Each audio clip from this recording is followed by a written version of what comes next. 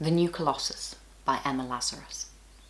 Not like the brazen giant of Greek fame, with conquering limbs astride from land to land, here at our sea-washed sunset gates shall stand a mighty woman with a torch, whose flame is the imprisoned lightning, and her name Mother of Exiles.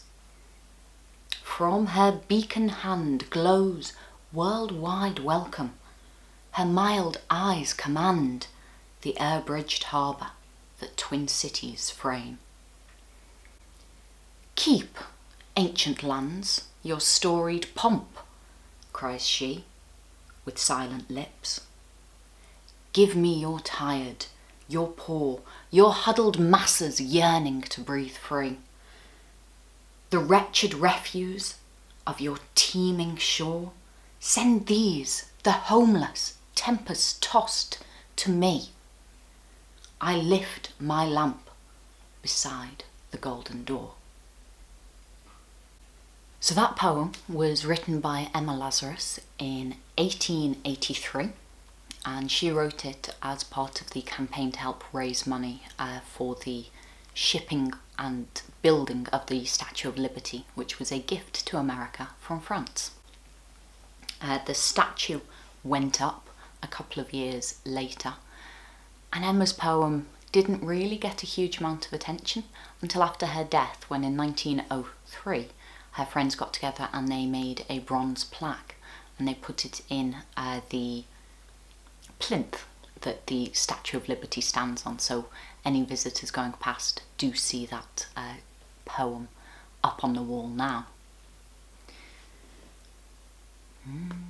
So the poem is a sonnet. It's 14 lines long and it has a consistent rhyming scheme. In this case it's and I'm going to say this wrong, Petrarchian sonnet. It's an octave, it's 8 lines, and then it's a sestet, 6 more lines. And it uses the rhyme scheme A, B, B, A, A, B, B, A, and then C, D, C, D, C, D.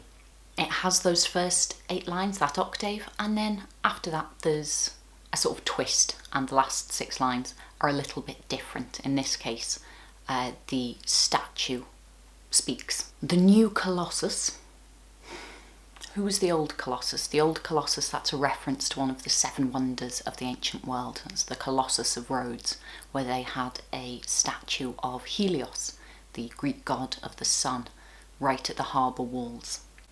And according to ancient sources, he was 33 cubits high, which is around about the same height as the Statue of Liberty.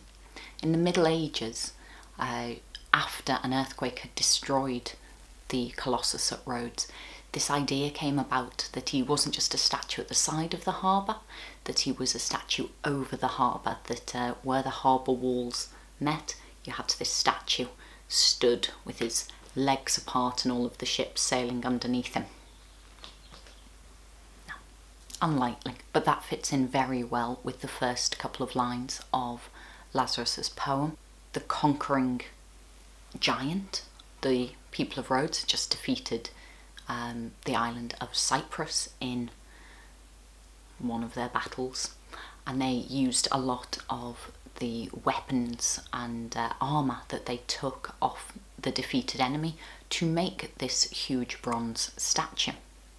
And it's just that image, that very masculine, very sort of domineering, legs akimbo, conqueror.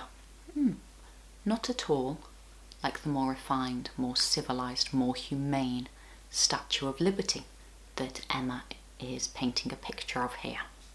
And she's a woman. That's important. That's, you know, what people are coming for. They're coming for that maternal presence, mother of exiles, people who have been cast out of their own lands. A mighty woman with a torch, whose flame shall be the imprisoned lightning. And what was the imprisoned lightning? Well, that'd be one of America's favourite new inventions, electricity. And that's sort of going back to bringing in the ancient myths and the old Colossus and saying, yeah, and you had your gods of lightning and thunder, but we've taken that And now we control it. We've made it better and we're using it to improve life for everyone else. Keep ancient lands your storied pomp. The statue is speaking to us now, the Statue of Liberty herself. She's been anthropomorphized in Lazarus's poem. And she's quite happy for Europe, Greece, the ancient lands, the old countries, to keep hold of all of their stories and all of the myths and legends that they attach such pompous importance to. Because now they're over here, now they're in the new world with a new Colossus, and they have something better. They have conquered the lands and they have conquered the elements. They have imprisoned lightning. So what more do they want? Now she wants the tired and the hungry. She wants the poor, huddled masses yearning to breathe free. All of these tired, cold, hungry, desperate immigrants who she calls exiles, who she says, give me your tired, your poor. She wants to take on what other people see as useless, what these ancient lands have cast aside. The wretched refuse of your teeming shore paints this image that these poor people are in such dire circumstances. They are literally running into the sea, doing whatever they can do to just get away from the old lands, to try and make it to this new promised land. And she's quite happy to have them. She wants them. This is America. This is the land of opportunity. This is where you take on the exiles, where anyone can go on to do anything.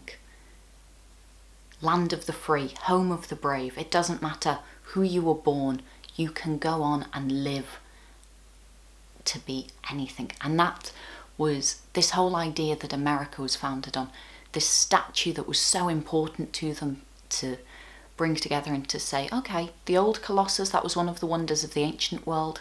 Come here, we have a new Colossus. This is the new world with new wonders, and what's going to make it brilliant is going to be those people that you don't think you need because you have your storied pomp. We don't care. We'll take what's left over and we'll do something brilliant with it. America, the land of the free and the home of the brave, this is somewhere that isn't about history. It isn't about what you've done before, it's about what you could do in the future. Who you are doesn't matter. Who you might be is what they're interested in, and they will welcome you from whatever circumstance you've come from, whatever tempest-tossed storms you've had to traverse to get there. Now you're here, now you are under the protection of the Mother of Exiles, who's holding up a beacon in the night, guiding you forward. America isn't about building walls. It's about freedom and opportunity and liberty.